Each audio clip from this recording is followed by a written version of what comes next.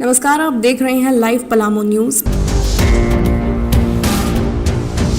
जिंदाबाद जिंदाबाद गरीब के नेता जिंदाबाद जिंदाबाद जिंदाबाद संदेश सिंह जिंदाबाद जिंदाबाद जिंदाबाद संजू देवी जिंदाबाद जिंदाबाद जिंदाबाद। नमस्कार, स्वागत है आपका लाइव पलामू में। और हम अभी बात करेंगे त्रिस्तरीय पंचायत चुनाव का।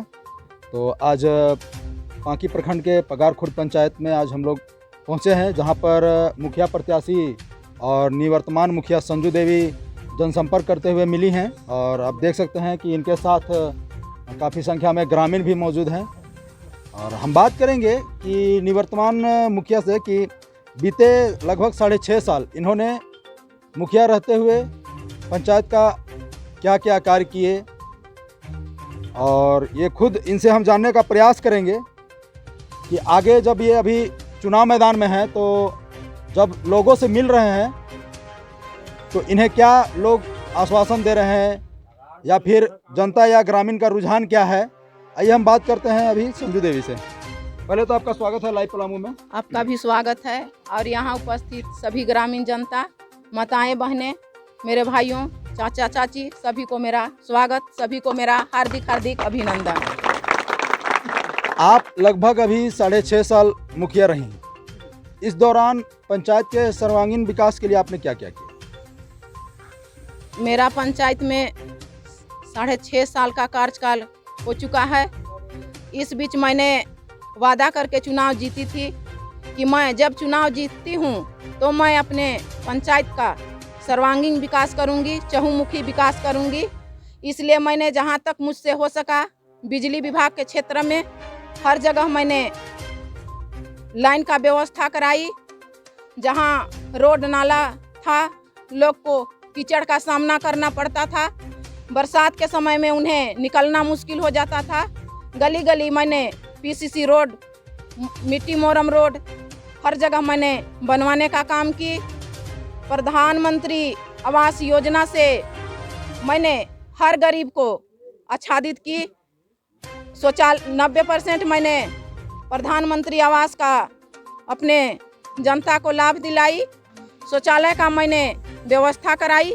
जगह जगह जब मैंने घूमी तो बीते पूर्व मुखिया ने कहीं भी पेयजल का व्यवस्था नहीं कराई थी। मैंने जगह जगह घूमी तो लोगों ने मुझे सबसे पहले बोला कि मुखिया जी, आप चुनाव जीते हैं, आप मेरे घर में आएंगे तो हम आपको कहाँ से पानी पिलाएंगे।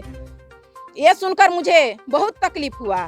तब मैंने जगह जगह पर चौके चौराहे 10 घर 20 घर देखकर मैंने पेयजल का व्यवस्था, चापाकल का व्यवस्था मैंने कराई। पूर्व मुखिया ने पूरे मेरे पंचायत के अंदर में किसी भी टोले में एक भी वृद्धा पेंशन का व्यवस्था नहीं कराई थी। तो मैंने लोगों को आश्वासन दी, और मैंने जितने भी मेरे पंचायत में हर टोले में बुजुर्ग लोग हैं उनका मैंने वृद्धा पेंशन बनाने का काम की, विधवा पेंशन बनाने का काम की।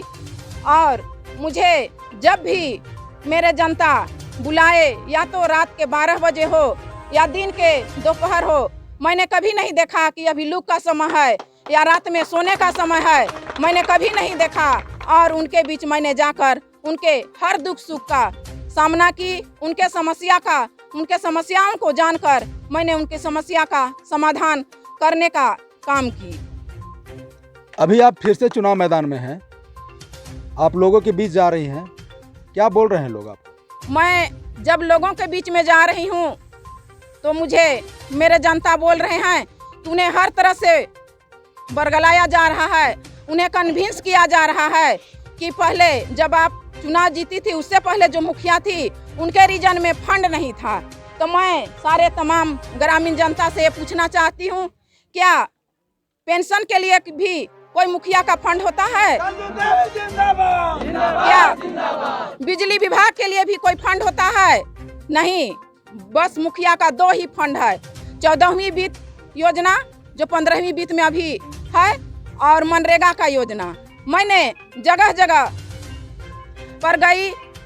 1 साल पहले कोरोना काल में मेरे ग्रामीण जनता, जो मेरे गांव से मजदूर वर्ग के लोग हैं, मेरे गांव से पलायन करके दूसरे जगह अपने जीवन यापन की सुविधा करने के लिए वो बाहर जाते थे। उस पलायन को मैं रोककर उनको अपने गांव में ही काम देकर उनके जीवन यापन में सुधार की व्यवस्था कराई और घर घर जाकर जो गरीब लोग थे उन्हें मैं अनाज राशन या जो भी उनकी समस्या हो उस समस्या में मैं शामिल होकर उनके हर दुख सुख की समस्या का मैं समाधान की। अभी अगर आप फिर से अगर मुखिया का चुनाव जीतते हैं तो लोगों के लिए क्या करेंगे? अभी मैं फिर से अगर चुनाव जीतती हूँ तो जो भी उनके कार्य बचे हुए हैं या तो जो भी उनके सुख दुख हैं, जब भी मुझे पुकारे वहाँ मैं जाकर उनकी हर समस्या का समाधान करने का प्रयास करूँगी। मेरे पास जात पात नहीं है, सब मेरे साथ एक समान है, ना ही मेरे लिए कोई बड़े हैं ना ही मेरे लिए कोई छोटे हैं, सभी ग्रामीण जनता मेरे लिए एक समान है। दूरबीन साहब जिंदाबाद। निवर्तमान मुखिया संजू देवी और मुखिया प्रत्याशी संजू देवी। अब हम बात करेंगे मुखिया प्रत्याशी संजू देवी के पति रणधीर सिंह जी से कि 6.5 साल का कार्यकाल रहा और इनका नाम पांकी प्रखंड में तेज तरार सबसे आगे लिया जाता है। आइए हम बात करते हैं रणधीर सिंह जी से। 6.5 साल का कार्यकाल आपका कैसा रहा? 6.5 साल का कार्यकाल बहुत अच्छा रहा और पंचायत चूँकि विकास से मीलों दूर थी, ना तो कहीं सड़क की सुविधा थी, ना तो किसी के पास आवास का सुविधा था और ना ही किसी का पेंशन था, ना ही तो कोई पेयजल का सुविधा था। आज आप पंचायत के हर एक गांव में घूमेंगे, हर एक वार्ड में घूमेंगे तो आपको खुद एहसास हो जाता है कि पंचायत में विकास कितना हुआ। आप जिस टोले में खड़े हैं, इस टोले का कहानी है कि यहाँ जब दूल्हा भी आता था, बाराती जब आते थे तो दूल्हा को टांग के पार करने का काम किया जाता था। जो हम चुनाव जीतते जीतते यहाँ पुलिया का निर्माण और इस रोड में चलते थे, यहाँ के ग्रामीणों को नरकीय स्थिति था। आज ये टोला को जब देखेंगे आप तो सीधा सीधा बदला हुआ नज़र आता है कि ये शहरी सुविधा में तब्दील हो गया। ये सारा हमारे ही 5 साल और 6 साल के कार्यकाल में सारा बदलाव आया है। और चूँकि पुनः अगर हम लोग चुनाव जिताए जाते हैं तो जो भी छोटा मोटा काम, छूटा हुआ काम है, उसको हम लोग पूर्ण तरीके से पूर्ण करने का काम करेंगे। आज बहुत सारे जो बिचौलिया थे पीछे, उनका दाल रोटी बंद हो गया हमारे शासनकाल में। उनका दाल रोटी सीधा सीधा बंद हो गया। अब ग्रामीणों के बीच में जाकर बरगलाने का काम कर रहे हैं। पूर्व मुखिया के द्वारा बैल बकरी बेचवा करके वृद्धा पेंशन में पैसा लिया जाता था। अभी तो सारा चीज़ से भ्रष्टाचारी से मैक्सिमम मुक्त कर दिए हम लोग और कहीं भी विकास का कोई काम नहीं था। कहते हैं मेरे पास फंड ही नहीं था। अरे भैया, फंड उस समय भी था जब पूजा सिंघल पुरवार जब डीसी थी तो आपको 50 लाख रुपया दी मनरेगा में खर्च करने के लिए। आपसे 5 लाख रुपया खर्च होकर 45 लाख रुपया वापस जाता है पंचायत से। आप बताइए कि पंचायत का विकास कैसे संभव है? क्योंकि आपको विकास करवाना है तो फंड तो सरकार दे ही रही है, लेकिन आपके अंदर ताकत होना चाहिए कि हम खर्च कर सकते हैं, अपना काम को अपने विवेक से करें। उतना ताकत एक प्रतिनिधि के अंदर होना चाहिए। जो पूर्व के मुखिया हैं उनके द्वारा ना तो कहीं कार्य कराया गया, बिचौलियागिरी पूरा बढ़ के तैयार था और अभी भी वही दाल रोटी चलाने वाले लोग उनके पीछे लगे हुए हैं ताकि पुनः अगर जीत जाते हैं तो मेरा दाल रोटी शुरू हो जाएगा।